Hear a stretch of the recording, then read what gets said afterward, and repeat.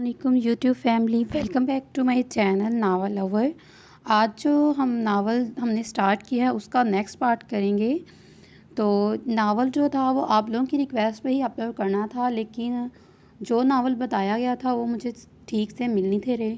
फिर कुछ मैं बिज़ी हो गई थी और ये नावल मैंने स्टार्ट किया हुआ था और ये बहुत ही कम नावल है। इसके जस्ट 188 पेजेस हैं, तो ये 3 एपिसोड में जो है वो ये नावल कंप्लीट हो जाएगा। करना तो इसको मैंने 2 एपिसोड में था, लेकिन मैं बहुत ज़्यादा बिज़ी थी और कुछ मेरे मोबाइल में स्पेस का इशू था, तो इसलिए ज़्यादा नावल जो है वो मैं रिकॉर्ड करके सेव नहीं थी कर पा रही। तो इसलिए मैंने इसको 3 पार्ट्स में कर लिया। तो अब इंशाल्लाह नावल की जो वीडियोस हैं अब डेली ही आया करेंगी। मैं पहले बहुत ज़्यादा बिज़ी थी इसलिए नहीं थी आ पा रही, तो अब जो है वो डेली इंशाल्लाह वीडियो आया करेंगी, पूरी कोशिश होगी। और जो जो नावल आप लोगों ने बताए हैं वो सभी रीड करूँगी, ठीक है। तो उससे पहले ये जो नावल हमने अरीज शाह का स्टार्ट किया हुआ है इसको हम कंप्लीट कर लेते हैं। उत्साह इसके कमरे में आया तो वो वहाँ नहीं थी। वॉशरूम में पानी के गिरने की आवाज़ सुनकर वो पुरस्कून सा होकर इसके बेड पर लेट गया। इसके वापस आने का इंतज़ार करने लगा। थोड़ी देर बाद वो बालों में टावल लपेटे बेदहानी में ड्रेसिंग टेबल के सामने खड़ी हो गई। इसने ये देखने की जहमत भी ना की कि इसके कमरे में कोई मौजूद है। वो काफ़ी देर से इस तरह बाल सुखाते देखता रहा, फिर आहिस्ता से उठकर इसके करीब आकर खड़ा हुआ। अचानक अपने पीछे किसी को देखकर शानी चौंक गई। रिलैक्स शानी, ये मैं हूँ, इतना घबरा क्यों रही हो? तुम्हें पता है ना तुम्हारे कमरे में मेरे अलावा कोई नहीं आ सकता। चेहरे पर मगरूर मुस्कुराहट लिए वो इसके सामने खड़ा था। वो आज भी वैसा था, इसकी ज़ात का गुरूर, इसकी शख्सियत आज भी वैसी थी। बदल तो वो गई थी, रुस्वा तो वो ही थी, अपना घर छोड़कर जाना तो उसे पड़ा था। वो शख्स तो आज भी वैसा था, इसकी शख्सियत में ज़रा बराबर तब्दीली ना आई। इसकी मुस्कुराहट देखकर शानी को गुस्सा आने लगा और ज़्यादा गुस्सा इसकी सुबह वाली हरकत पर आया। उठसा, मेरा रास्ता छोड़ी, मुझे जाना है यहाँ से। इसे नज़रअंदाज करने की एक नाकाम सी कोशिश की। नहीं छोड़ूंगा, 4 साल बाद देख रहा हूँ तुम्हें, जी भरकर तो देखने दो। लफ्ज़ इल्तजाई भी, लेकिन लहजा हक जता रहा था। मैंने कहा मेरा रास्ता छोड़ो, बाहर दानो इंतज़ार कर रही हैं, और मैं जो 4 सालों से इंतज़ार कर रहा हूँ उसका क्या? कहते हुए इसने इसका हाथ थामा और उर्तज़ा, प्लीज़ मेरा हाथ छोड़िए। इसने एक झटके से अपना हाथ छुड़वाया और बिना इसकी तरफ देखे कमरे से बाहर निकल गई।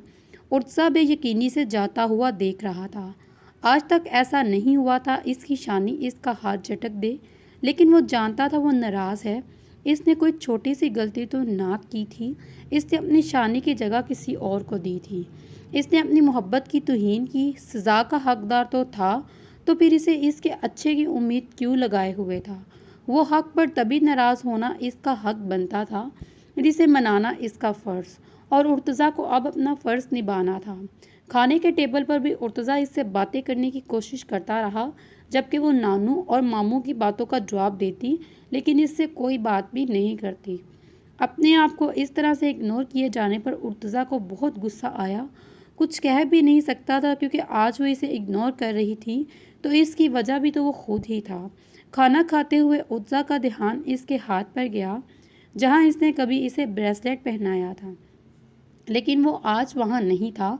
उर्तज़ा ने जब इसे वो वाला ब्रेसलेट पहनाया तो इसने उतारने की गलती ना की, क्योंकि एक बात हाथ धोने के वक्त इसने वॉशरूम में छोड़ दिया, जिसके बाद उर्तज़ा ने इसे इतना डांटा कि इसके बाद इसकी हिम्मत नहीं हुई कि अपने आप से अलग करे।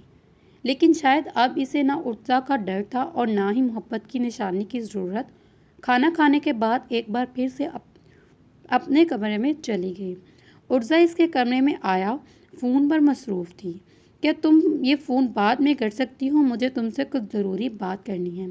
सॉरी, मैं ज़रूरी बात कर रही हूँ, आप बाद में आइएगा, शानी ने जवाब दिया और एक बार फिर फ़ोन में मसरूफ़ हो गई। मैं इंतज़ार कर लेता हूँ, इसके बेड पर बैठ गया, जबकि शानी उठकर बालकनी में आई और फिर बालकनी का शीशा बंद कर दिया। अब वो इसे देख तो सकता था, लेकिन सुन नहीं पा रहा था। वो काफ़ी देर इसका इंतज़ार करता रहा, लेकिन इसकी काल थी कि जो ख़त्म होने का नाम ही नहीं ले रही थी। इसका दिल चाहा कि एक बार फिर इसका दिमाग सेट करे, लेकिन ये वक्त ठीक नहीं था। सुबह इसे बहुत ज़रूरी मीटिंग पर जाना था, इसलिए वो शानी से बात करना चाहता था, लेकिन इसकी शानी इसे मुंह नहीं लगा रही थी। तो वो मजबूरन उठकर चला गया। अपने कमरे में जाने की बजाय वो दादो के कमरे में आ गया। अरे मेरा बच्चा अभी तक जाग रहा है, इस वक्त तो आधी नींद पूरी कर चुका होता है। दादो ने इसे अपने पास बुलाया। उर्जा इनके पास इनकी गोद में आकर लेट गया। दादो वो मुझसे बात नहीं करती, इसके कमरे में गया इससे बात करने, तो वो न जाने किस पर फ़ोन से लंबी लंबी बातें कर रही थी और मुझे देखना तक गवारा नहीं किया। उर्जा ने बच्चों की तरह मुंह बनाया। नाराज़ है ना तुझसे, इसलिए ऐसे कर रही है। तू मनाएगा, ऐसे तो सब ठीक हो जाएगा, दादो ने समझाते हुए कहा। दादो मैं कल इसका फ़ोन ही तोड़ दूंगा। उर्जा ने मसले का हल निकाला, जिस पर दादो मुस्कुराई। फिक्र मत करो, कल मैं पूछूंगी किससे बातें करती है, ऐसे मेरे बेटे का दिल जलाती है, दादो ने इसके सर पर हाथ फेरते हुए कहा। सुबह होते ही दादो इसके कमरे में आई। अरे बेटा तुम जाग रही हो, मुझे लगा अभी सो रही होगी। नानो मैं वहाँ जाकर आपकी तरतीब नहीं भूली, सुबह सवेरे उठती हूँ ताकि सारे फरिश्तों को गुड मॉर्निंग कहा सकूँ। इसने मुस्कुराते हुए नानो का गाल चूमा। बचपन में जब दादो इसे नमाज की आदत लगा रही थी तो वो कहती थी, सुबह जागो ताकि फरिश्तों को गुड मॉर्निंग कह सको। वो फरिश्ते सारा दिन तुम्हारे साथ रहकर तुम्हारी हिफाजत करेंगे। अच्छा बताओ नाश्ते में क्या खाओगी, नानो ने प्यार से पूछा। मेरी प्यारी नानो के हाथ के आलू के पराठे। और क्या, शानी ने चटाक से लेटते हुए कहा। अरे वाह, क्या याद दिलाया, अभी बनाती हूँ, उर्जा को भी बहुत पसंद है। तुम्हारे जाने के बाद तो इसने कोई भी फरमाइश करना ही छोड़ दिया। चलो आज तुम्हारे बहाने वो भी खा लेगा। बस इतना कहकर दादो बाहर चली गई। मुझे तुमसे ज़रा बात करनी थी, बुरा मत मनाना। ये तुम जिससे फ़ोन पर बातें करती हो वो कौन है? वो कभी भी किसी की प्राइवेसी में इंटरफेयर नहीं करती थी, लेकिन रात को उर्जा की बेचैनी देखकर वो पूछे बिना ना रह सकी। मेरा मंगेतर है नानो, छुपाने का तो कोई फ़ायदा ही ना था, इसलिए इसने नानो को हकीकत बताई। नानो मैं यहाँ आपके पोते से तलाक लेने आई हूँ ताकि मैं अपनी ज़िंदगी में आगे बढ़ सकूँ, और जिस तरह से वो बढ़ गया था 4 साल पहले, शानी ने कहा। नहीं शानी बेटा, वो नहीं आगे बढ़ा, वो वहीं खड़ा है जहाँ तुम इसे छोड़ कर गई, और कोई ज़रूरत नहीं तलाक लेने की, बहुत ही नापाक लफ्ज़ है, खबरदार जो आइंदा नाम भी लिया। और उर्जा को बताने की ज़रूरत नहीं है, कोई तुम्हारा मंगेतर है, तुम्हारे बाग से रुखसती की बात करती हूँ। दादो फैसला सुनाकर बाहर जाने लगी कि इसके चेहरे पर घबराहट वाजिया थी। वो अपने पोते को एक बार फिर से अंधेरे की नज़र नहीं कर सकती थी। तभी अभी कल ही तो इसने जीना शुरू किया था। इसने दादो को तो नहीं रोका, कोई फ़ायदा ही ना था, और ना ही कमरे से निकली। फिर तकरीबन दिन के वक्त इसने फैसला किया और इसे यकीन था कि उर्जा अब तक जा चुका होगा। इसने अपने बैग से तलाक के कागजात निकाले और मामू के कमरे में चली गई। मामू मुझे आपसे ज़रूरी बात करनी है, इसके कमरे का दरवाज़ा खटखटाते हुए कहा। शानी बेटा आओ, क्या बात करनी है? इन्होंने अपने पास बिठाया। एहसन साहब को कभी भी बेटी की कमी महसूस नहीं हुई, क्योंकि अपनी बहन के इंतकाल के बाद इसकी आखिरी निशानी हमेशा इनके पास रही। शानी की परवरिश इन्होंने खुद की। उर्जा इससे उम्र में 10 साल बड़ा था। वो सिर्फ 4 साल की थी जब इसके बाप ने इसे अपने बेटे के लिए हमेशा के लिए मांग लिया। इस वक्त इस रिश्ते पर किसी ने एतराज़ नहीं किया। उर्जा को लंदन हाई स्टडी के लिए भेजा जा रहा था। इसने ये शर्त रख दी, जब तक इसका निकाह शानी से नहीं पढ़ाया जाता तब तक वो लंदन नहीं जाएगा। इस तरह से शानी हमेशा के लिए उर्जा के नाम लिखती गई। शानी ने अपने हाथ में पकड़े हुए पेपर्स अपने मामू के सामने रखे। तलाक के कागजात देखकर एहसन साहब परेशान हुए। मामू मैं अपनी ज़िंदगी खुलकर जीना चाहती हूँ, मैं अपनी ज़िंदगी में आगे बढ़ना चाहती हूँ। मुझे यकीन है आप इस फैसले में अपनी बेटी का साथ ज़रूर देंगे। बस इतना कहकर पेपर इनके सामने रखकर वो बाहर चली गई। आज भी उर्तज़ा घर जल्दी वापस आया। घर आकर देखा तो दादो शानी को कोई बात समझा रही थी। दादो की आंखों में आंसू देखकर इसे कुछ अजीब सा लगा, जबकि बाबा खामोशी से इसके साथ बैठे थे। इसका इरादा पहले फ्रेश होने का था, इसलिए वो पहले अपने कमरे की तरफ जाने लगा। वो चाहता था कि शानी और दादो जो भी बात कर रही हैं वो सुकून से कर लें। उर्तज़ा बेटा यहाँ आओ, इन पेपर्स पर साइन करो। बाबा की आवाज़ पर वो पलटा। जी बाबा, कहिए कहाँ साइन करने हैं? इसने अपनी जेब से पेंसिल निकालते हुए कहा। इसे लग रहा था कि कोई ऑफिस के पेपर हैं। यहाँ इन कागजात इनके सामने किए। अपने सामने तलाक के कागजात देखकर इसे इस तरह से लग रहा था जैसे इसे कोई अंधेरे में धकेल रहा हो। इसने बेयकीनी से शानी को देखा, लेकिन वो इसकी तरफ नहीं देख रही थी। गुस्से से माथे की रगें बाहर आई। अभी कल ही तो खुशियां इसकी ज़िंदगी में वापस आईं और अब बेरहम लड़की इससे इसकी खुशियां छीन रही थी। इसने बारी बारी सामने बैठे तीनों नकूश को देखा। इसे यकीन नहीं आ रहा था कि इसके जान से प्यारे बाबा इसके साथ बैठकर इसकी जान निकाल रहे होंगे। क्या वो इसके 4 सालों के हालात से बेखबर थे? नहीं, ऐसा तो नहीं था। वो सब जानते थे। वो जानते थे कि इसने शानी का कितना इंतज़ार किया, लेकिन इसके बावजूद भी इसकी बजाय शानी का साथ दे रहे थे। क्यों? गुस्से से इसकी माथे की रगें वाजियाँ हुई।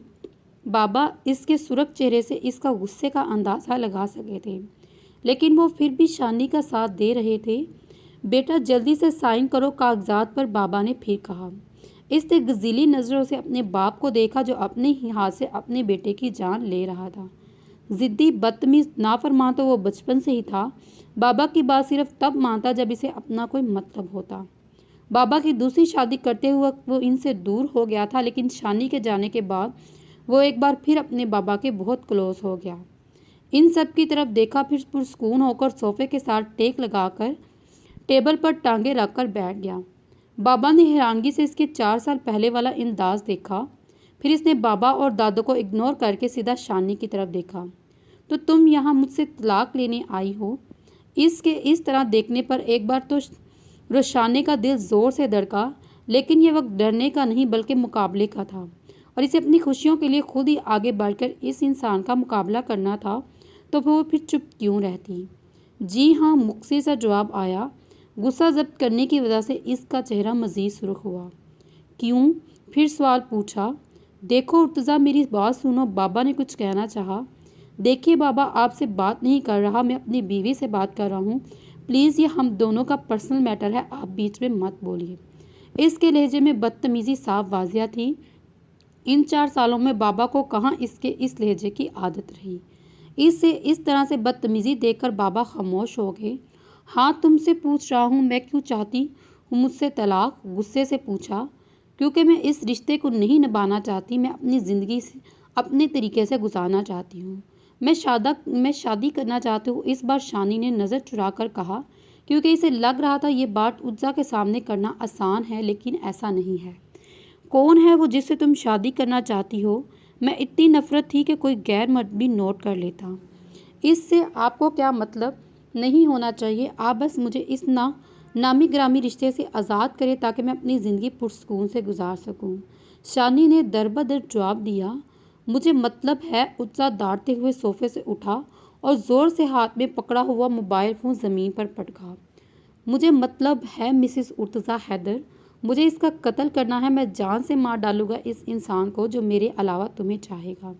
आंखें नोच लूँगा इसकी जो तुम्हें देखेगा। बताओ मुझे वो कौन है? वो मुझे भी दिखाओ वो कौन है।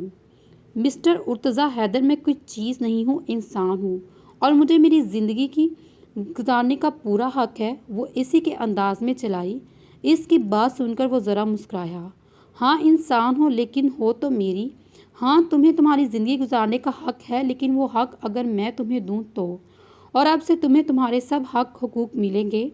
बाबा, रुखसती की तैयारी कीजिए। मैं अब रुखसती चाहता हूँ, और वैसे भी बहुत वक्त गुजार चुका हूँ। मैंने इसे ज़रूरत से ज़्यादा ही डील दे दी। सबसे ये अपनी जिम्मेदारियाँ निभाएगी, उर्तज़ा कहते हुए बाहर जाने लगा। मैं किसी कीमत पर इनसे शादी नहीं करूँगी। मामू, आप कुछ बोल क्यों नहीं रहे? मैं सिर्फ 1 हफ्ते के लिए आई हूँ और मैं चली जाऊँगी। इनसे ही मेरी ज़िंदगी आज़ाद कर दे, मज़ीद मुश्किलात का सामना नहीं कर सकती। मामू, अब चुपचाप क्यों खड़े हैं? ना तो आप कुछ बोले और ना ही कुछ कर रहे हैं। रोशना ने दोनों को मुखातब किया। शानी बेटा, तुम इसकी ज़िद जानती हो, नानू ने इसे समझाया। क्या मतलब नानू? इसकी ज़िद मेरी ज़िंदगी नहीं है। क्या मेरा कोई जवाब नहीं है? या मुझे जीने का हक नहीं? मुझे किसी कीमत पर इनसे शादी नहीं करनी। बता दीजिए इन्हें, और तलाक तो मैं हर कीमत पर लूँगी। और ये बात मेरे सामने कोई ज़बरदस्ती नहीं चलेगी। बस इतना कि वो अपने कमरे में चली गई। कमरे में आकर ना चाहते हुए वो खलक खलक कर रोने लगी। इसने कितनी आसानी से सोच लिया, कहो उर्तज़ा से तलाक मांगेगी तो वो इसे छोड़ देगा। क्या इतना ही आसान था ये सब कुछ करना? वो इसकी आंखों में आंखें डालकर तलाक मांगने आई थी। वो जो बचपन में इसकी आंखों से आंखें डालने से डरती थी, मोहब्बत नाम से भी नावाकिफ थी, वो जब इस शख्स ने इसे कहा कि वो इससे मोहब्बत करता है, इस पर सिर्फ इसी का हक है, कितनी आसानी से वो इसके दिलो दिमाग पर छा गया था। अपने अलावा कभी किसी का इतना ही हक ना दिया, इसके हवासों पर छा गया। वो तो दादू भी इससे प्यार करने से मना करती थी। वो कहा करता था कि इससे प्यार ना करे या ना हो, आपको तो मुझसे ज़्यादा चाहेगा, मैं चाहता हूँ वो सिर्फ मुझसे मोहब्बत करे। कितना मतलबी था ये शख्स, इतना खुदगर्ज के इसे सिर्फ अपनी ज़ात तक महदूद रखना चाहता था। वो इसे कॉलेज में सहेलियों तक नहीं बनाने देता था। इसका कहना था कि वो इसका दोस्त है और वही इसका साथी, वही हम सफ़र और अपनी हर प्रॉब्लम इससे शेयर करी। वो इसके जहन पर इस हद तक सवार था कि रोशानी की हर सोच इससे शुरू होती और इस पर ख़त्म। मैंने तुम्हें कहा है वहाँ पर मत जाओ, लेकिन तुमने मेरी बात नहीं मानी। खैर जो भी हो, मैं सब कुछ कर लूँगा, तुम बस वापस आओ। खुद टेंशन ले लेकर और रो रो कर इसने तंजील को बता देने का फ़ैसला किया। नहीं तंजील, मैं ऐसे वापस नहीं आ सकती, मुझे तलाक देनी होगी। अगर ऐसे नहीं तो कोर्ट के थ्रू। शानी, तुम्हें लगता है वो तुम्हें तलाक देगा, वो भी इस हालात में जब तुमसे तलाक मांग रही हो और वो रुखसती की बात कर रहा हो। तुम परेशान ना हो, मैं पाकिस्तान आने की कोशिश करता हूँ। तंजील ने मसले का हल निकालना चाहा। नहीं तंजील, तुम्हें यहाँ आने की ज़रूरत नहीं, मैं सब कुछ हैंडल कर लूँगी। तंजील की बात सुनते ही इसे उत्सा की बात याद आई। कोई इसे एक नज़र देख लेता, उत्सा इसके जान निकाल देता, और रोशानी ने तो तंजील की जान पर रिस्क नहीं ले सकती थी। उत्सा जिद में आकर क्या कर सकता था, इसे खुद भी ना पता चलता। अभी वो तंजील से बात कर रही थी कि दरवाज़ा ज़ोर से खुला। उत्सा तेज़ी से चलता हुआ इसके करीब आया और इसके कान से फ़ोन उतारकर ज़मीन पर इतनी ज़ोर से मारा कि इसे कई टुकड़े हो गए। ये आखिरी गलती है मिसिस उर्तज़ा हैदर, बेहतर होगा तुम 4 साल पहले वाली रोशनाई बन जाओ, वरना मुझे बिगड़े हुए बच्चों की अकल ठिकाने लगानी आती है। इससे तो क्या, जब तक तुम्हारी रुखसती मेरे कमरे में नहीं हो जाती तब तक तुम अपने बाप से भी बात नहीं कर सकती, और ख़बरदार जो घर से बाहर कदम निकाला। बस इतना कहकर वो कमरे से निकल गया और शाने जो आपको इसके सामने बहादुर साबित करने की कोशिश कर रही थी, इसकी बात सुनकर सहम गई। वो गुस्से से चरा बरता कमरे से निकला और सीधा दादो के कमरे में आया, जो अपने कमरे में कुछ देर पहले नमाज अदा करके बैठी। दादो, आप इतने आराम से बैठी हैं, रुखसती की तैयारियां करें। वो इनके पास आकर बैठा और कहने लगा, उत्सा बेटा, ये तुम कह रहे हो, तुम जानते हो वो नहीं मानेंगे और वो पहले ही तुमसे गुस्सा है, नाराज़ है, और ऐसे तुमसे इसकी मर्ज़ी के खिलाफ रुखसती मांग रहे हो, और रुखसती इसका बाप तो होना चाहे, यहाँ पर कोई नहीं। दादो ने इसे समझाना चाहा। दादो, निकाह में इसका बाप शामिल था नहीं ना, तो फिर रुखसती भी इसकी कोई ज़रूरत नहीं। और जहाँ तक बात इसकी नाराज़गी की है, तो दादो आप जानती है मैं इसे मना लूँगा। एक गलती मैंने इसकी जगह किसी और को देकर की, दूसरी गलती इसे करने नहीं दूंगा ताकि वो हमेशा के लिए मुझसे दूर हो जाए। दादो को समझ नहीं आ रहा था कि वो क्या करे। एक तरफ इनका पोता तो दूसरी तरफ इनकी इकलौती नवासी। वो जानती थी इस उर्तज़ा अपनी बात से पीछे नहीं हटेगा। इसने रुखसती का कह दिया तो अब करवा कर ही रहेगा।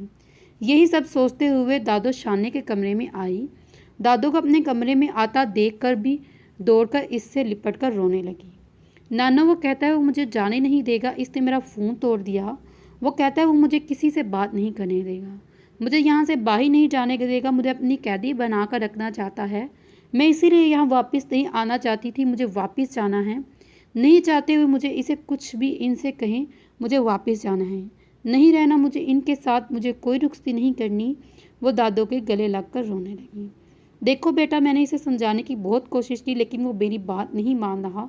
तुम इसकी ज़िद से अच्छे से वाकिफ़ हो, दादो ने समझाना चाहा। क्या मतलब दादो? अगर वो ज़िद पर अड़ा है तो क्या आप लोग इसकी बात मान लेंगे? क्या आप नहीं जानते कि पहले मेरी ज़िंदगी में कितनी तबाही मच चुकी है इस शख्स की वजह से? अपना सब कुछ लुटा कर मैं गई थी यहाँ से, अपनी ज़िंदगी, अपनी इज़्ज़त, अपनी मोहब्बत, हर चीज़ बिल्कुल खाली हाथ गई। तभी मैं यहाँ से, और मुझे यहाँ से बेचने वाला ये शख्स था। बेटा, वो तुमसे मोहब्बत करता है। नानो ने एक और कोशिश की। मोहब्बत? रोशानी ने तंजिया मुस्कुराई। वो मुझसे कितनी मोहब्बत करता है वो तो 4 साल पहले देख चुकी हूँ नानो। अब मैं अपनी ज़िंदगी इस शख्स के हाथों बर्बाद नहीं कर सकती। मैं नहीं रहूँगी यहाँ, मुझे जाना है यहाँ से, बस इतना कहकर वो उठी और अपना सामान पैक करने लगी। शानी बेटा ये क्या ज़िद है, प्लीज़ ऐसा मत करो, तुम ऐसे यहाँ से नहीं जा सकती। अगर तुम ऐसे चलेगी तो उर्तज़ा पागल हो जाएगा और तुमने 4 साल इसकी ज़िंदगी नहीं देखी। मैंने इसे कभी मुस्कुराते हुए नहीं देखा। वो ज़िंदा तो था मगर जी नहीं रहा था, लेकिन जब से तुम आई हो वो कितना खुश रहने लगा है। मेरे बच्चे की खुशियाँ तुम हो, प्लीज़ अब ऐसा मत करो। नानों ने इसे समझाना चाहा लेकिन वो इनकी बात सुन ही कहाँ रही थी। इसे तो बस यहाँ से निकलना था। अपना सारा सामान पैक करके वो अपना हैंड बैग में अपना पासपोर्ट ढूंढने लगी जो वहाँ मौजूद नहीं था। मेरा पासपोर्ट कहाँ चला गया, यहीं तो रखा था। इसने पासपोर्ट कहाँ है मेरा नानू, मैंने यहाँ अपने बैग में रखा। तुम जानती हो तो पूछ ही रही हो। नानों के अंदाज से साफ पता चल रहा था वो जानती है कि इनका पासपोर्ट कहाँ है। नानो आप भी इसका साथ दे रही हैं। जुल्म मेरे साथ हुआ, बेकसूर मैं हूँ। वो गलत था और गलती इसकी है तो सज़ा मैं क्यों भुगतूँ। याद रखिएगा नानो, आप मेरी ज़िंदगी के सबसे बड़े इम्तिहान में इस शख्स का साथ दे रही हैं। इसके लिए कभी आपको माफ़ नहीं करूँगी। अपनी आंखों से आंसू साफ करती वो कमरे से निकल गई क्योंकि इसे उर्तज़ा से अपना पासपोर्ट लेना था। वो कमरे में आई तो उर्तज़ा यहाँ नहीं था। वॉशरूम का दरवाज़ा बंद था। यकीनन वो वहीं पर था। इसके कमरे में ना होने का फ़ायदा उठाते हुए इसने जल्दी से इसका साइड ड्रॉप से अपना पासवर्ड ढूंढना शुरू किया, लेकिन इसे काफ़ी मायूसी हुई। फिर इसकी अलमारी खोली और अक्सर यहाँ रखा करता था। वो तेज़ी से अपना पासपोर्ट ढूंढने लगी जब इसे पीछे किसी की मौजूदगी का एहसास हुआ। वो पीछे मुड़ी। वो बिना शर्ट के सीने पर हाथ बांधे पुरस्कून खड़ा इसे मुस्कुराते हुए देख रहा था। शायद अभी भी नहा कर निकला था। मेरा पासपोर्ट कहाँ, इसके खुलिये से नज़र चुराते हुए इसने पूछा, जबकि इसके इस तरह नज़र चुराने पर वो महफूज होकर मुस्कुराया। मेरे पास है, इसने कबूल किया। आपको ज़रा शर्म नहीं आती, चोरी करते हुए आपने मेरा पासपोर्ट चुरा लिया, शानी ने गुस्से से कहा। शोहर की सब चीज़ों पर इसकी बीवी का हक होता है और बीवी की सब चीज़ों पर शोहर का। तो सोचा तुम्हारे पासपोर्ट पर मेरा हक है, बस मैंने ले लिया, तुम इसे चोरी तो नहीं कह सकती। वो इसके बिल्कुल करीब आ चुका था। प्लीज़ आप पहले शर्ट पहनिए और फिर बात करिए, इसने नज़र चुराते हुए कहा। तो क्या अब तक तुम मेरे साथ डोंट गा रही थी? शर्ट पहने बगैर बात नहीं हो सकती, उर्तज़ा ने मुस्कुराते हुए कहा। देखिए प्लीज़ आप अपनी शर्ट पहनिए और बात करिए। शानी समझ चुकी थी वो इसके साथ जितना गुस्सा और नफरत से पेश आएगा वो इतनी ही जिद करेगा। इस लम्हे इसने इसे समझाने का फ़ैसला किया और वो इसे बताना चाहती थी वो तंजील के साथ मंगनी कर चुकी है। बात तो शर्ट पहने बगैर भी हो सकती है। वो इसके मज़ीद करीब हुआ। पहले भी तो करता रहा हूँ तुमसे इस तरह से बातें। वो एक हाथ से इसके चेहरे के बाल हटाए और दूसरा हाथ इसकी कमर के पीछे ले गया और एक झटके से खींचकर करीब किया। छोड़िए, मुझे नहीं करनी आपसे कोई बात। रुशाने को अब इसके कमरे में आने का फ़ैसला गलत लगा। क्या हो गया शानी, इतनी परेशान क्यों हो रही हो? बेफिक्र रहो, रुखसी से पहले कुछ नहीं करूँगा। उज़्ज़ा छोड़िए मुझे, रुशाने ने अपने छुड़ाते हुए कहा। पहले भी तो करता था तुम्हारे करीब, तब तो तुम इस तरह से नहीं करती थी। पहले बात और थी। रुशाने अपने छुड़ाने की एक और कोशिश करने लगी। हाँ पहले बात और थी। पहले हमारे बीच 4 साल का ये फ़ैसला नहीं था, लेकिन अब नहीं रहेगा। बस आज ही रात और फिर कल तुम मेरी हो जाओगी हमेशा के लिए। और फिर अपनी मज़ाहमतें अपने कमरे में छोड़कर आना, क्योंकि मेरे सामने नहीं चलेंगी। इसके कान के करीब सरगोशी करते हुए इसके कान की लूप को चूमकर कमरे से बाहर निकला, जबकि रुशाने इसके कमरे में आने की वजह से पछता रही थी। घर के नौकर ना इसे घर से बाहर निकलने देते थे और ना ही इसे फ़ोन पर किसी से बात करने देते। वो शिकायती नज़र से नानों को देखती, लेकिन वो नज़रें झुका लेती।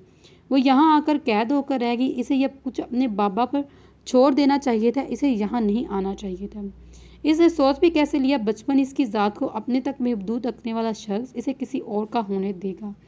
न जाने तंजील से इस बात करने की कितनी कोशिश की, लेकिन इसकी भी सारी कोशिशें नाकाम, क्योंकि घर का नंबर इसके पास था नहीं और शानी का फ़ोन वो तोड़ चुका था। और मामू ने भी उर्तज़ा को समझाने की बहुत कोशिश की, लेकिन वो अपनी ज़िद पर अड़ा था। उर्तज़ा ने इसे शॉपिंग पर चलने के लिए कहा, जिस पर इसने साफ इनकार किया। उर्तज़ा कंधे चाहते खुद ही निकल गया और जब वापस आया तो इसके हाथ में इसके पसंद की वेडिंग ड्रेस थी। तुमने ये ड्रेस कल पहना है। ना ही मैं ये वेडिंग ड्रेस पहनूंगी और ना ही आपके साथ रुखसती करूंगी। आपको क्या लगता है अब जब चाहेंगी अपनी मनमानी करने लगेंगे? बिल्कुल गलत लगता है आपको। मैं नहीं करने दूंगी, आप नहीं करूंगी आपसे शादी। देखो शानी, बहुत बर्दाश्त कर लिया, मैं कब से तुम्हारा ये रवैया बर्दाश्त कर रहा हूँ, और तुम जानती हो तुम्हें इस तरह से बात करने की आदत करनी और ना ही मुझे सुनने की। और जहाँ तक बात रुखसी की है वो तो ज़रूर होगी। शानी तो तुम्हें शानी तो तुम्हारी मेरे साथ ही होगी। सॉरी, शादी तो तुम्हारी मेरे साथ ही होगी और तुम ये खुद पहनोगी और अपने हाथों से पहनोगी, लेकिन तुम ये शादी करनी पड़ेगी हर हाल में। कमरे में आकर इसने सबसे पहले शानी के बाबा को फ़ोन किया। अंकल, कल आपकी बेटी की रुखसती है, मुझे लगा आपको बता देना चाहिए। जानता हूँ इतने कम वक्त में आप नहीं आ सकते, लेकिन फिर भी मैंने आपको बताना ज़रूरी समझा। इतना कहकर इसने फ़ोन बंद कर दिया। जबकि शानी की रुखसती सुनकर बाबा परेशान हो चुके थे। वो समझ चुके थे शानी ने जाने का फैसला कर कर बहुत बड़ी गिरती गई। उर्जा इतनी आसानी से इसे खुद से दूर नहीं जाने देगा। और अब वो ये सोच रहे थे वो इस बारे में तंजील को कुछ बताएं या नहीं। इन्होंने 12 बार उर्जा के नंबर पर दोबारा फ़ोन किया, लेकिन इसने फ़ोन ना उठाया। समझ क्या रखा है मुझे, जब दिल करता है टकराते हो, जब दिल करता है अपनाते हो। मैं कोई गुड़िया नहीं हूँ, एक जीती जागती इंसान हूँ। मेरे भी कुछ ख्वाब हैं, इन्हें पूरा करना मेरा हक है, और जिसे आप इस तरह से मुझसे नहीं छीन सकते, और ना ही मैं आपको ये हक खुद से छीनने दूंगी। बहुत शौक है ना आपको रुखसती करवाने का, अब मैं वो करूंगी जो आप सारी ज़िंदगी याद रखेंगी।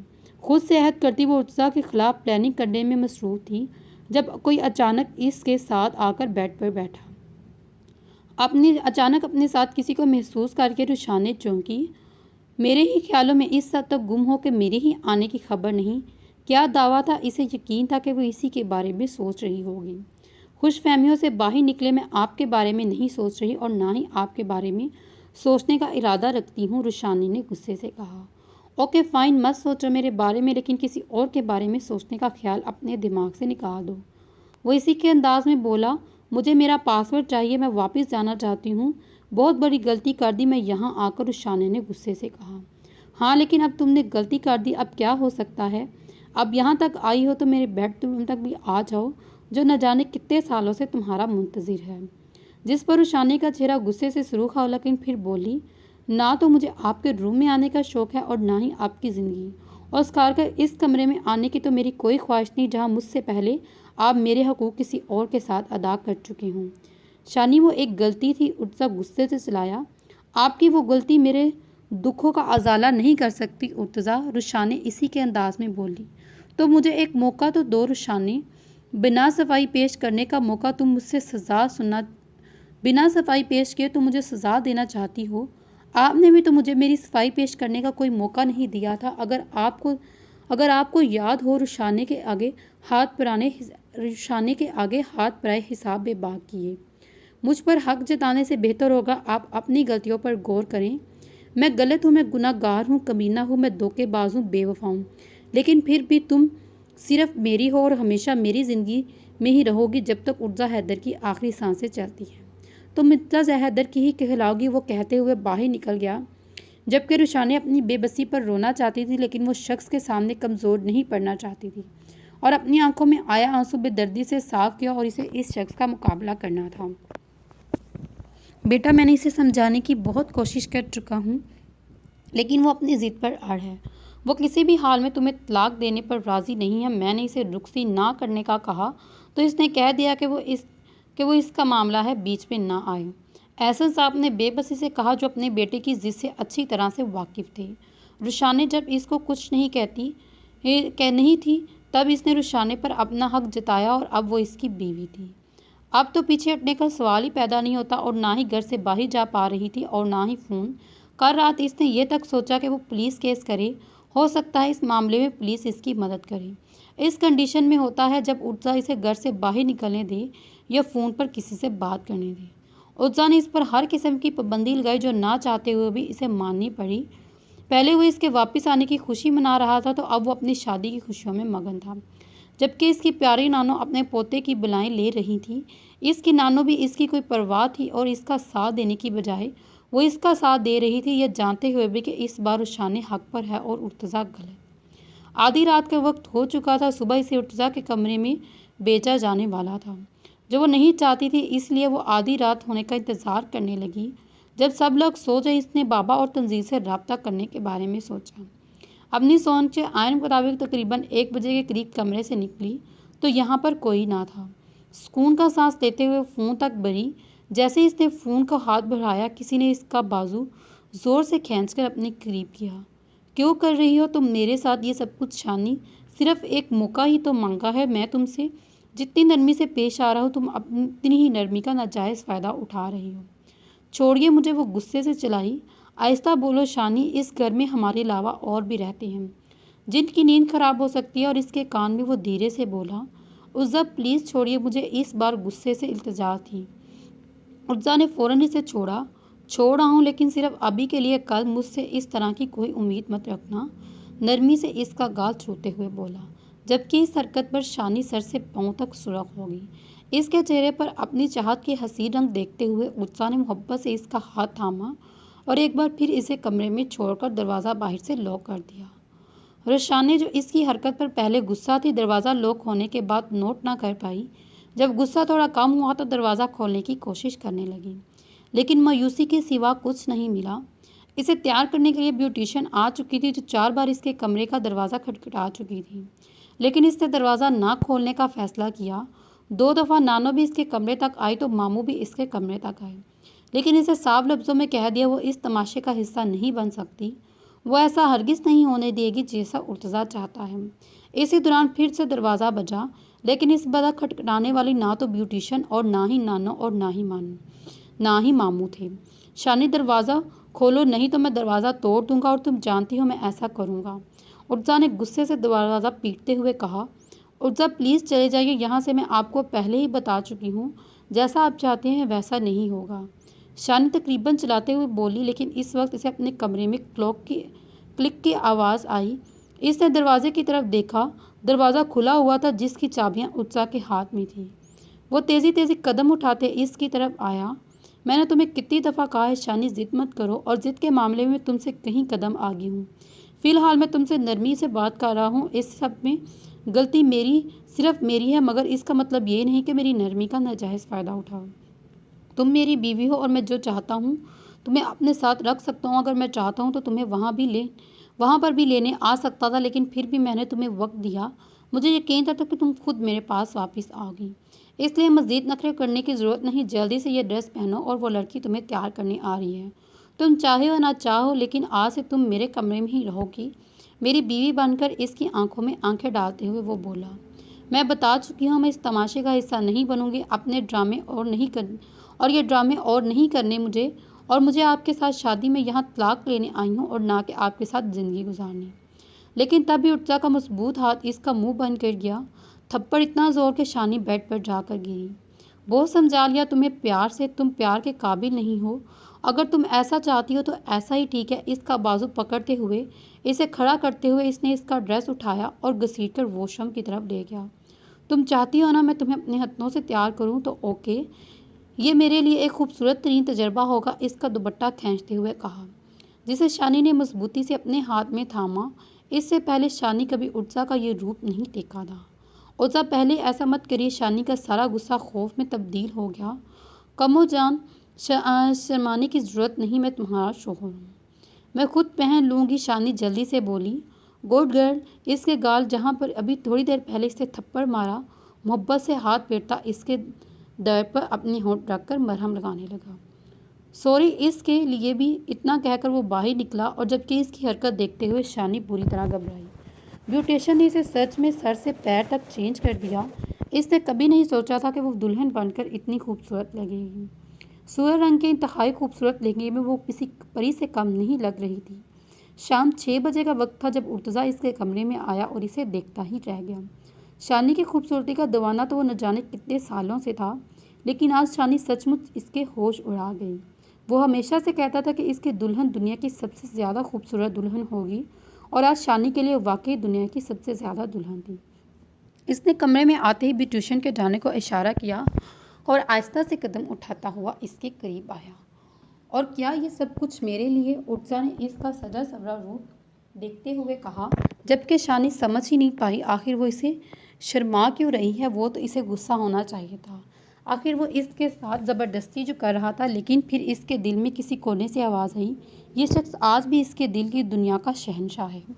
छोटी सी उम्र में इसने इसके दिल की सारी सल्तनत जिसके नाम कर दी।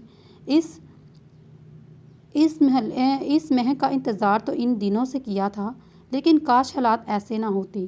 काश वो इस पर यकीन करता, काश वो इसको दिल की दुनिया से इस तरह से बर्बाद ना करता। लेकिन वो इन बातों का कोई फ़ायदा ना था। उर्जा कितनी देर से देखता जवाब का इंतज़ार कर रहा था।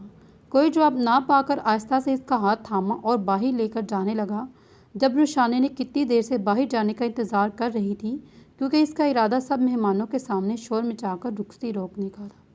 इसका हाथ थामते हुए वो बाहर की तरफ आई जहाँ पर रुखसती का इंतज़ाम था। खैर इंतज़ाम तो क्या ही था, बस इसे थोड़ी देर इसके पहलू में बिठाकर रूम में पहुँचाना था। लेकिन रुशान ने फैसला कर चुकी थी, वो इतनी आसानी से उर्जा को खुद से नहीं जीतने देगी और यहाँ तलाक लेने के लिए आई है। तंजील से शादी का वादा कर चुकी है वो इंसान जो 4 सालों से इसका मुंशी था। 4 साल तक वो इसे शादी के लिए प्रपोज करता रहा, लेकिन उर्जा की मोहब्बत कहीं ना कहीं आड़े आ जाती। लेकिन अब रुशानी ने फैसला कर लिया, वो कहीं कुछ भी हो जाए वो तंजील से शादी ज़रूर करेगी, जिसे इस वक्त संभाला है जब इसका प्यार उर्जा ने इसे छोड़ा। रुशाने जो कमरे से बाहर आई न जाने कितनी प्लानिंग कर चुकी थी, वो किस तरह से उर्जा के सामने रुस्वा करके वापस तुर्की चले जाएगी। ऐसा कुछ भी ना हुआ, इसके कदम वहीं रुके। बाहर कोई मेहमान मौजूद ना था, बस वो चंद नौकर, मामू और नानो। अब तो सोच ही रही होगी यहाँ मेहमान क्यों नहीं। दरअसल मेहमानों को मैंने कल वलीमे पर इनवाइट किया है, और जहाँ तक रुखसती की बात है, मैं नहीं चाहता कि तुम इतने हसीन रूप में मेरे अलावा किसी और को देखो, और वलीमे पर मेरा इरादा तुम्हें घूंघट में रखने का है। वो साकत खड़ी उर्जा को बेतुकी बातों को सुन रही थी, लेकिन फिर भी रुखसती की तो एक रस्म होना बहुत ज़रूरी है। इस लम्हे में इसलिए मैंने ये सारा इंतज़ाम किया, क्योंकि मैं नहीं चाहता कि तुम्हारी कोई भी ख्वाहिश अधूरी रहे। वलीमा मेहंदी तो हमारी हो चुकी है, अगर तुम्हें याद हो तो खैर छोड़ो। ऐसी कोई खूबसूरत याद नहीं जिसे याद रखा जा सके, उर्जा ने 4 साल पहले के बारे में सोचते हुए कहा। लेकिन हमने यादें बनाई हैं जिसमें सब कुछ परफेक्ट होगा। उर्जा ने बातों ही बातों में इसके होश ठिकाने लगा दिए। वो न जाने क्या सोच रही थी, कमरे से बाहर आई, इसकी सारी सोचें सिर्फ ख्वाब ही में रह गई। सच तो था उर्जा इसे इतना भी आसान ना था, और स्टेज पर बैठते ही वो वैसे कितनी अजीब शादी थी, एकदम खाली ख्वाली, ना कोई मेहमान और ना कोई ख़ास रस्म। खैर छोड़ो, हम क्या बेकार की बातें करने लगे। वैसे रस्मी तौर पर तुम्हें मुझसे शर्माना चाहिए। और इसका हाथ थामे वो आहिस्ता आहिस्ता लेकर स्टेज में आया। आपको क्या लगता है उर्जा कि मेरे साथ ज़बरदस्ती करके आप जीत जाएंगी? नहीं उर्जा, इधर आप हार चुके हैं। आप एक हारी हुई इंसान हैं, और ये आपके जो ड्रामे हैं ना, मुझे आपके बगैर भी कोई ना देखे, अब ख़त्म कर दे, क्योंकि मैं जानती हूँ कि आप यहाँ पर मेहमानों को इसलिए नहीं बुलाए कि कहीं आपका बांडा ना फोड़ दूँ, और आपको सबको ना पता चल जाए कि आप ज़बरदस्ती सब कुछ कर रहे हैं। और आपके हाथ से अपना हाथ छुड़वाते हुए वो काफ़ी ऊंची आवाज़ में बोली, शानी बेटा अब बस करो, बहुत हो चुका। वो तुमसे मोहब्बत करता है, शोहर है तुम्हारा, और तुम इसके निकाह में, और पिछले 6 साल से वो जो जल चाहे तुम्हें यहाँ से ले आ सकता था, लेकिन इसने तुम्हारा इंतज़ार किया। लेकिन अब तुम ज़रूरत से ज़्यादा बोल रही हो। नानों से मज़ीद बर्दाश्त ना हुआ। उर्जा की हमायत नानों के मुंह से सुनकर वो तलख से मुस्कुराई। मैं पता नहीं आपको अपना सबसे बड़ा हमदर्द कैसे समझती रही नानो। सच तो यह है कि आपने मुझे कभी प्यार ही नहीं किया। आपने हमेशा यही कहा कि उर्जा को समझो, इसके म्यार पर उतरने की कोशिश करो, इसकी पसंद नापसंद का ख्याल रखो। आपने कभी इससे कहा कि ये मेरी पसंद नापसंद का ख्याल रखे, मेरे म्यार पर उतरने की कोशिश करे, मुझे समझने की कोशिश करे? नहीं ना। क्यों कहती? आपके पोते जो हैं, जिनसे आप सच्ची मोहब्बत करती हैं, आपके नज़दीक कभी कुछ नहीं थी जो आप कभी मेरे बारे में सोचती? आखिर इतना बड़ा एहसान किया था आपने मुझ पर, एक बिन माँ की बेटी को पाला जिसका बाप इसे छोड़कर तुर्की चला गया था। इतना तो हक बनता है आपका। शानी के लहजे में आहिस्ता आहिस्ता नमी और बदतमीज़ी शामिल थी। जब हाल में ज़ोरदार थप्पड़ की आवाज़ गूंजी, शानी लड़खड़ाते हुए ज़मीन पर गिरी। आज के बाद दादों से बात करने से पहले इस थप्पड़ को याद रखना। तुमसे मोहब्बत अपनी जगह, लेकिन अपने घर के बुज़ुर्गों की इज्जत अजीज़ है मुझे। उर्जा क्या कर रही हो तुम? सब शर्मो लिहाज भूल गए हो? दादो तेज़ी से आगे बढ़ी और शानी के करीब ना चाहा। बस कर दे, नहीं ज़रूरत मुझे आप सबकी हमदर्दियों की। शानी के होंठ से खून बहने लगा। बस बहुत हो गया तमाशे, तुम्हें ऐसे बाज नहीं आओगे। उर्जा ने इसका हाथ पकड़ा और घसीटते हुए कमरे तक ले गया। छोड़िए, मुझे नहीं जाना आपके साथ, मैं मर जाऊंगी लेकिन आपके साथ इस रिश्ते को आगे नहीं बढ़ाऊंगी। उत्सा ने इसे लाकर बेड पर बैठा। शालिनी, तुम्हारे पास 2 घंटे वक्त है, जितना जल्दी हो सके अपना माइंड सेट कर लो, और जब 2 घंटे के बाद इस कमरे में आऊँ तो मुझे ये रोती शक्ल के साथ बिल्कुल ना मिलना। एक बात कान खोल कर सुन लो शालिनी, तुम्हारा हर रास्ता मुझ तक ही आएगा। मैं गलती पर था, इसकी माफ़ी मैं तुमसे मांग चुका हूँ। अगर चाहो तो सारी ज़िंदगी माफ़ी मांगूंगा, लेकिन तुम्हें रहना मेरे साथ ही होगा। रुशानी ने उर्जा हैदर सिर्फ रुशानी उर्जा हैदर सिर्फ और सिर्फ उर्जा हैदर की है। कोई और कोई दो कौड़ी का तुर्कश तंजील साबर से अपना साथ लेकर नहीं जा सकता। इसके होंठ से खून साफ करते हुए बोला, जबकि शानी एक लफ्ज़ भी ना बोल सकी, बस इसे शिकवा ज़्यादा नज़रों से देखती रही। बस एक मौका दो शानी, सब कुछ ठीक कर दूंगा। वो इसका चेहरा अपने हाथों से थामते हुए जान लटा नज़रों से देखने लगा। तुम मुर्तज़ा हैदर की ज़िंदगी का मकसद हो, और तुम मेरा मकसद हो, और मैं अपना मकसद कभी नहीं भूलता। और खुदा का वास्ता, इसका लहजा कभी नरम था तो कभी सख्त, और इन 4 सालों से वो बहुत कुछ सीख चुका था। बस इतना कि दरवाजे की तरफ जाने लगा, लेकिन फिर मुड़ा। 2 घंटे हैं तुम्हारे पास, अपने आप को तैयार कर लो। पिछले 6 सालों में एक भी ऐसी रात नहीं जिसमें तुम्हारा इंतज़ार नहीं किया, और तुम्हारी बेफजूल ज़िद की वजह से मैं इसे बर्बाद नहीं होने दूंगा। जबकि रुशान ने कमरे की हर तरफ नज़र घुमाई, और इस किसी तरीके से आज रात ऊर्जा से बचने की कोई उम्मीद नहीं थी। वो अपने वादे के आयन मुताबिक पूरे 2 घंटे के बाद कमरे में वापस आया तो देखा वो सोने की पूरी एक्टिंग कर रही थी। वो जानता था कि बेसुकूनी में शानी को कभी नींद नहीं आती। इसकी इस हरकत पर वो मुस्कुराते हुए आगे बढ़ा। जहाँ वो बेड पर अपना तमाम तर हावर सिंगार उतार के मज़े की नींद देने की कोशिश कर रही थी, ऊर्जा ने बिना इसकी ओवर एक्टिंग की परवाह किए झुककर इसके माथे पर प्यार किया। आई मिस यू जान, पिछले 4 साल से तुमसे बहुत सताया है। मानता हूँ हर बात में गलती मेरी है, और मैं तुमसे सारी ज़िंदगी भी माफ़ी मांगने पर भी तैयार हूँ, लेकिन मैं तुम्हें इस खूबसूरत रात को बर्बाद करने की इजाज़त नहीं दूंगा। बहुत सालों से इंतज़ार करता रहा हूँ मैंने इस रात को, इसलिए बेहतर है कि अपनी ये ओवर एक्टिंग बंद करो। वो भरपूर ओवर एक्टिंग को कामयाब करने की कोशिश कर रही थी। आखिर तंजील से 4 साल से यही तो सीख रही थी, लेकिन सामने खड़ा इसका शौहर भी उर्तज़ा रहता था, जो बचपन से इसकी रग रग से वाकिफ था। उर्तज़ा ने इसे हिलने ना देखा और इसके बाजू से पकड़ा और एक ही झटके में सीधा खड़ा किया। तुम्हें मेरी बातें समझ क्यों नहीं आती? अब ये मत कहना कि अपने हक के लिए तुम्हारी बैठ के मिन्नतें करूँगा। इसे कमर से पकड़कर अपने बेहद करीब किया। छोड़िए उर्तज़ा, मुझे वो बिन पानी की मछली की तरह तड़पी।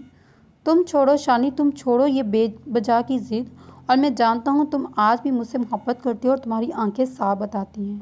तुम आज भी मुझे चाहती हो। उर्जा ने इसका चेहरा अपने हाथों में लेते हुए कहा, गलत फहमी आपकी, नहीं करती हूँ आपसे प्यार।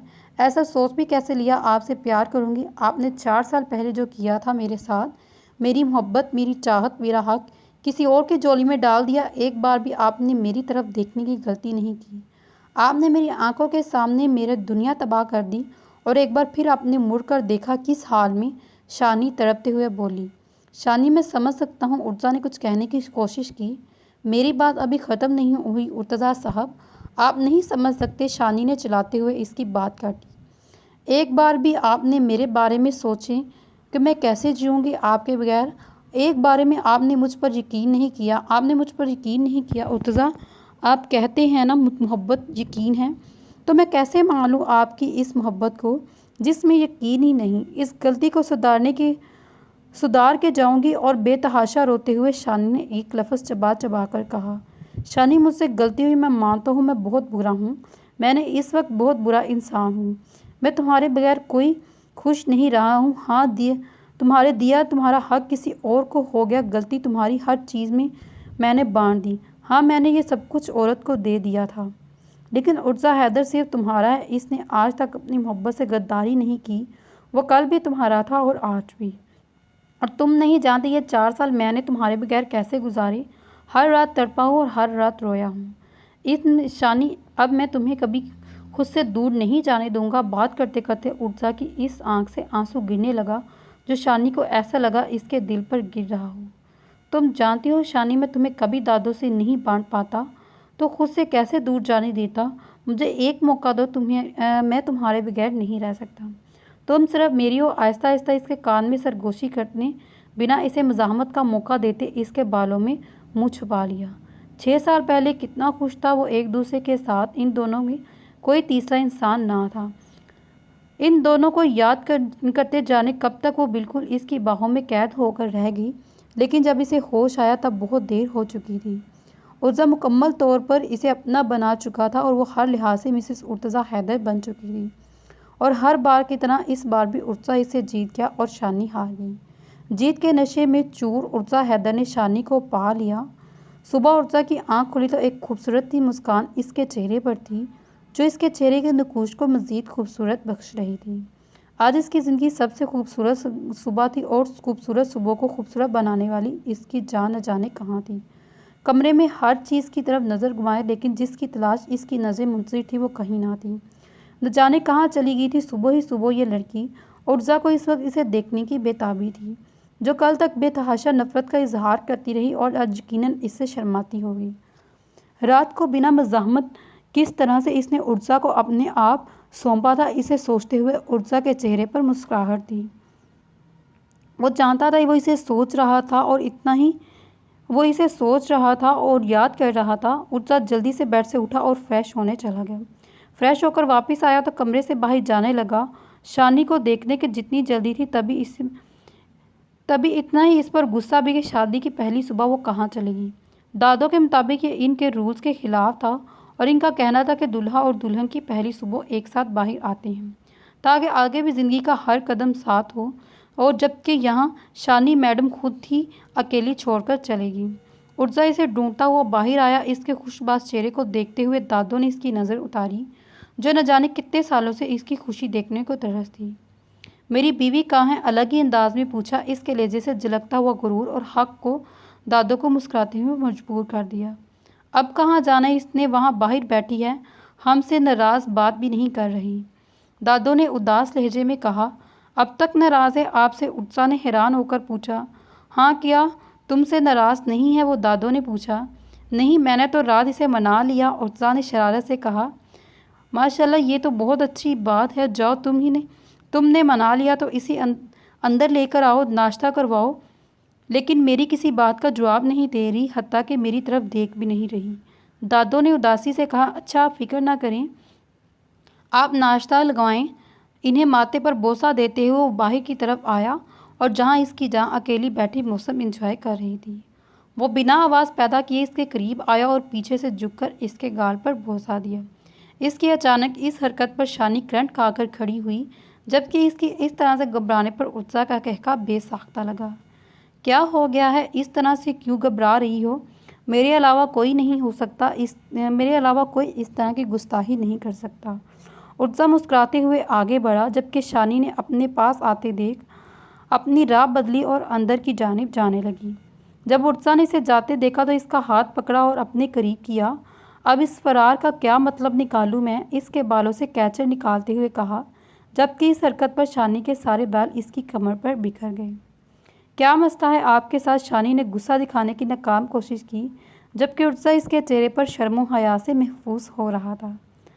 अब तो मत पूछो ये सब कुछ, अब तो सब कुछ ठीक है, तो फिर क्यों इस तरह से गुस्सा दिखा रही हो? उर्जा ने मज़ीद अपने करीब करना चाहा। उर्जा, छोड़िए मुझे, शानी ने इसे अपनी आँख छुड़वाते हुए कहा। क्यों छोड़ो भाई, अब तो सवाल ही पैदा नहीं होता, कल रात के बाद तो हरगिज़ नहीं। मुझे तो समझ नहीं आ रहा तुम इतने नखरे क्यों दिखा रही हो? उर्जा ने इसे मज़ाहमत करते हुए देखा। अगर ये सारे नखरे तुम कल रात करती तो कुछ सोच भी सकता था, जबकि कल रात तुम उर्जा समझ कहते हुए शरारत से बोला। हाँ, चुप क्यों हो गए? बोलिए ना, कल रात किस तरह से आपने मुझे बातों में बिस्लाप कर मतलब निकाला, किस तरह से मेरी मोहब्बत को इस्तेमाल किया। शानी फूट पड़ी। बकवास मत करो शानी, कल रात तुम अपनी मर्ज़ी से मेरे साथ थी, और ख़बरदार जो तुमने मेरी मोहब्बत को मतलब कहा। सच जो ये है, कल रात तुम खुद को रोक नहीं पाई मेरे पास आने से, और तुम खुद बेबस हो गई मेरी मोहब्बत के सामने। और अब ये फजूल का रोना बंद करो, नाश्ता करो, थोड़ी देर में ब्यूटिशियन आएगी, तैयार होना है, वलीमे की रस्म अदा करनी है। वो इसका गाल चूमकर चला गया, जबकि शानी अपनी बेबसी पर आंसू बहा दिए।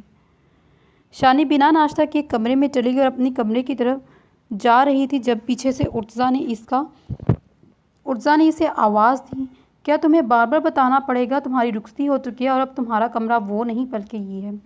जबकि शानी का फ़िलहाल इसके मुंह लगने का कोई इरादा ना था, इसलिए बिना कुछ बोले दूसरे कमरे में चली गई। इसे अपने कमरे में जाता देख उर्जा के लबों पर खूबसूरत मुस्कुराहट खिली। सीधा तो मैं तुम्हें कर दूंगा जान, लेकिन थोड़ा वक्त लगेगा। वो बड़बड़ाते हुए नाश्ता टेबल की तरफ आ गया। वो नाश्ता क्यों नहीं कर रही? तुम इसे बुलाने क्यों नहीं गए? इतनी सख्ती से बात क्यों कर रहे थे तुम इससे? दादो ने नाश्ता सर्व करते हुए पूछा। दादो, आपकी नवासी बिल्कुल पागल है। मैं तो इस खुशफहमी में था कि सब कुछ ठीक हो चुका है, लेकिन मैडम ने अपने वहम पाल कर रखे हैं। मुर्तज़ा ने नाश्ते से इंसाफ करते हुए कहा। मतलब तुम दोनों में सब कुछ ठीक नहीं है? दादो ने परेशानी से पूछा। अरे नहीं दादो, सब ठीक है, बस मेरी बेगम का दिमाग ख़राब है। लेकिन आप फिक्र ना करें, अभी मैं ठीक कर दूंगा। बस नहीं, आप अपने पोते की काबिलियत से वाकिफ़ है ना? उत्साह ने शरारत से कहा। खबरदार, जो तुमने इसे तंग करना चाहा, वो अब इसे वक्त दो इस रिश्ते को समझने का। दादो ने इसे समझते हुए कहा। दादो, वो कोई छोटी बच्ची नहीं है जिसे वक्त दूँ। वो अपने और मेरे रिश्ते को बहुत पहले से समझती है और मैं अब इसको मज़ीद बेवकूफ़ियाँ करने की इजाज़त नहीं दूंगा। तो चलिए फिर इस नावल का इख्तिताम यहाँ पे करते हैं। अगले पार्ट में ये नावल कंप्लीट करेंगे। मिलते हैं अगली वीडियो में। तब तक अपना ख्याल रखिएगा। अल्लाह हाफ़िज़। Take care.